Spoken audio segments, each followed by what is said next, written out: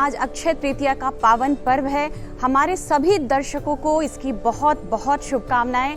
यह पर्व आपके लिए ढेर सारी खुशियां लेकर आए, घर में समृद्धि आए, आपके जीवन में तरक्की हो, हम यही कामना करते हैं।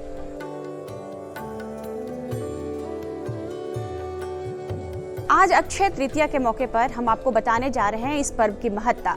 ग्रंथों में लिखा है कि इस दिन किया गया हर काम अक्षय होता है, यानी इस तिथि पर की गई पूजा पाठ, दान से मिलने वाला पुण्य कभी भी खत्म नहीं होता। इसी तिथि पर त्रेता युग की भी शुरुआत हुई थी, इसलिए इसे युगाधि तिथि भी कहा जाता है। यानी आज शुभारंभ करने का दिन है, हर काम को करने का शुभ दिन। आप जो भी काम करेंगे वो शुभ होगा। इस दिन कोई भी कार्य करना बहुत ही शुभ माना जाता है। इसके फल उत्तम होते हैं। बिना किसी लगन के गृह प्रवेश कर सकते हैं, किसी भी तरह का शुभ कार्य किया जा सकता है। इस दिन शादी विवाह का मुहूर्त भी सबसे सुंदर माना जाता है और खूब शादियां भी आज के दिन होती है। कोई नया व्यापार शुरू करना चाहते हैं तो यह दिन सबसे उत्तम है। इस तिथि पर भगवान परशुराम प्रकट हुए थे। परशुराम चिरंजीवी यानी अक्षय हैं, इसलिए इस तिथि को अक्षय तृतीया और चिरंजीवी तिथि भी कहा जाता है। महाभारत के मुताबिक इसी दिन सूर्य देवता ने युधिष्ठिर को सोने का अक्षय पात्र दिया था, जिसमें से अन्न कभी भी खत्म नहीं होता था। इसलिए कहा जाता है कि इस दिन हम जो भी कुछ करना चाहते हैं, जो खरीदते हैं, वह हमेशा ही हमारे पास बना रहता है। पुराणों के मुताबिक इस तिथि पर कुबेर को देवताओं का कोषाध्यक्ष बनाया गया था। इस तिथि पर लक्ष्मी पूजा भी होती है। ऐसी मान्यता है कि इस वजह से ही अक्षय तृतीया पर नए बर्तन और सोना खरीदने की भी परंपरा है। अक्षय तृतीया के दिन लोग खूब सारा सोना खरीदते हैं।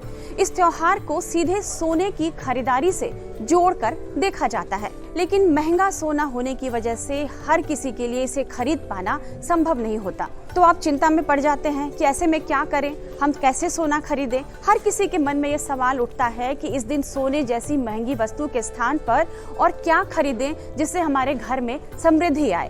तो चलिए हम बताते हैं जिससे कम पैसों में ही सोने के बराबर पुण्य आप हासिल कर सकते हैं। सोना नहीं खरीद सकते तो चांदी के आभूषण ले आइए। जो लोग अक्षय तृतीया पर सोने के आभूषण नहीं खरीद सकते हैं, वो इसके स्थान पर चांदी के आभूषण या बर्तन खरीदकर अपनी मनोकामना को पूरी कर सकते हैं। कहते हैं कि माता लक्ष्मी चांदी के बर्तनों से भी प्रसन्न होती है। सेंधा नमक, इसका इस्तेमाल तो आप अक्सर करते होंगे। आप अक्षय तृतीया के दिन सोना नहीं खरीद सकते तो सेंधा नमक घर ले आइए और इसकी बनी सब्जी जरूर खाइए। सेंधा नमक का संबंध शुक्र और चंद्रदेव से माना जाता है। ऐसे में अगर आप इस दिन सेंधा नमक खरीद लेते हैं और इसका सेवन करते हैं तो आपका धन और आपकी संपत्ति में इजाफा होने से कोई नहीं रोक पाएगा। मिट्टी के पात्र, अक्षय तृतीया के दिन मिट्टी के पात्र जैसे घड़ा, दीपक आदि खरीदना भी बहुत शुभ माना जाता है। तो आज शाम यदि आप घर लौटें तो मिट्टी के दिए या घड़ा जो भी खरीदना चाहते हैं खरीद ले, इससे आपकी अच्छी उन्नति होगी।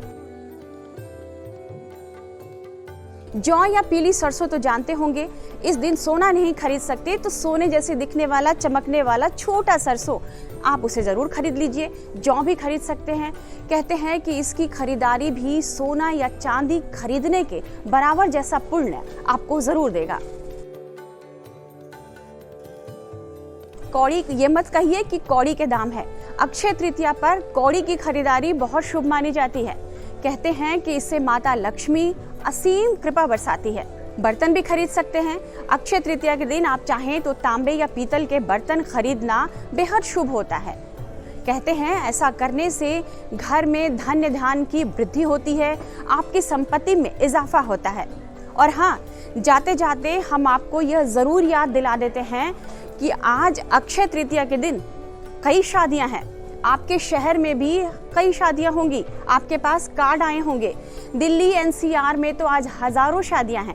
ऐसे में यदि घर से निकलना हो और कोई काम हो तो सड़क पर जरा संभल कर निकलिएगा। किसी काम से निकलना हो तो थोड़ा जल्दी घर से निकलिए, वरना आप जाम में ही नहीं लंबे जाम में फंस जाएंगे।